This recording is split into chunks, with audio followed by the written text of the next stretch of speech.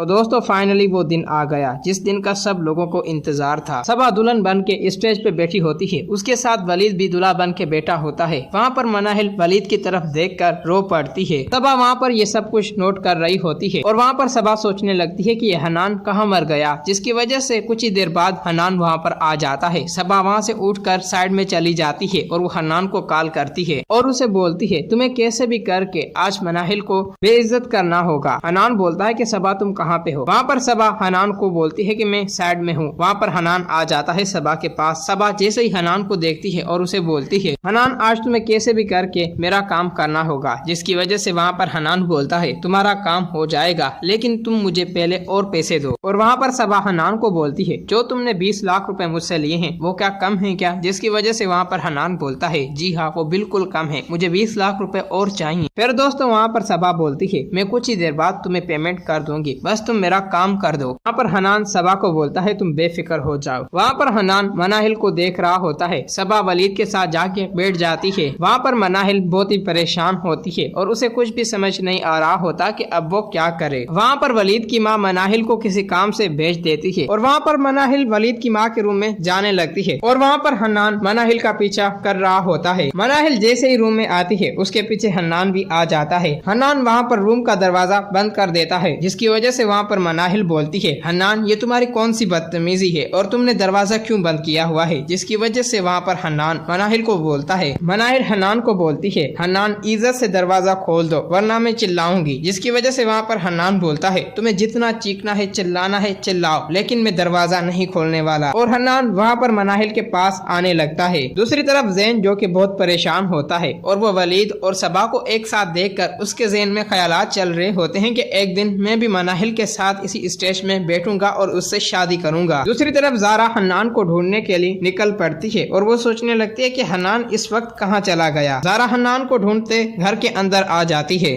दूसरी तरफ हनान मनाहिल के नजदीक आता है और उससे बदतमीजी करने लगता है, जिसकी वजह से मनाहिल उससे थप्पड़ मारती है और बोलती है मुझसे दूर हटो, लेकिन हनान अपनी हरकत से बाज नहीं आ रहा होता, जिसकी वजह से वहाँ पर मनाहिल चीखना और चिल्लाना शुरू कर देती है। ये शोर सुनते हुए वहाँ पर जारा आ जाती है। फिर दोस्तों वहाँ पर मनाहिल चीखते हुए बोलती है कि जारा जल्दी से आओ मुझे बचा लो, हनान मुझसे बदतमीजी कर रहा है। वहाँ पर जारा हनान को बोलती है कि हनान दरवाजा खोलो, जिसकी वजह से हनान दरवाजा नहीं खोल रहा होता। वहाँ पर हनान बहुत ही डर जाता है और वो घबरा जाता है कि अब मेरी बहुत ही बेइज्जती होने वाली है। वहाँ पर जारा और मनाहिल का शोर सुनते हुए जैन की माँ वलीद सब लोग आ जाते हैं, जिसकी वजह से जैन आते ही दरवाजा तोड़ देता है। हनान मनाहिल के साथ बदतमीजी कर रहा है, जिसकी वजह से जैन गुस्से में आता है और वो आते ही हनान का गिरबान पकड़ लेता है और उसे बोलता है तुम्हारी हिम्मत कैसे हुई मनाहिल को हाथ लगाने की और उससे बदतमीजी करने की, जिसकी वजह से वहाँ पर हनान रोते हुए बोलता है मुझे यहाँ पर मनाहिल ही लाई है। जब मनाहिल ने जारा को देखा तो इसने शोर मचाना शुरू कर दिया, जिसकी वजह से वहाँ पर मनाहिल आती है और वो हनान को थप्पड़ मारती है और बोलती है तुम्हें जरा सी भी शर्म नहीं आती, एक लड़की को अकेले कमरे में देखकर तुम खुद ही चल के आए थे। और वहाँ पर वलीद बोलता है हनान ये तुम्हारी कौन सी बदतमीजी है, तुम हमारे घर में आकर ही हमारी बेइज्जती कर रहे हो। वहाँ पर वलीद की बात सुनते हुए मनाहिल बोलती है मुझे नरगिस आंटी ने भेजा था एक जरूरी काम से, जिसकी वजह से मैं उसके कमरे में जैसे ही आई ये हनान मेरे पीछे आ गया और मुझसे बदतमीजी करने लगा। वहाँ पर जैन को बहुत ही गुस्सा आ जाता है और वो हनान को पीटने लगता है, जिसकी वजह से जैन की माँ आ जाती है और उसे बोलती है बाहर सब मेहमान बैठे तुम लोगों की हरकतें देख रहे हैं, वलीद की शादी हो जाने दो, बाद में हम सब कुछ संभाल लेंगे और इस हनान को भी सबक सिखा देंगे। ये बात सुनते हुए वहाँ पर जैन खामोश हो जाता है और वहाँ पर जैन हनान को गुस्से से लेकर चला जाता है। दूसरी तरफ मनाहिल बहुत ही रो रही होती है। नरगिस उसके पास आती है और मनाहिल के फुफ्फो उसे बोलते हैं मनाहिल तुम हौसला रखो, बल्कि तुम्हें कुछ नहीं हुआ, हम तुम्हारे साथ हैं। और वहाँ पर वलीद बोलता है मनाहिल तुम रो मत, मैं उस हनान को अच्छी तरह से देखूंगा और उससे पूछूंगा कि आखिर ये हरकत करने के लिए तुम्हें किसने बोला था। जब सबा ये बात सुनती है सबा का दिल घबरा जाता है और वो डर जाती है। तो दोस्तों अगर आप लोगों को ये वीडियो अच्छी लगी है तो इस वीडियो को लाइक करें।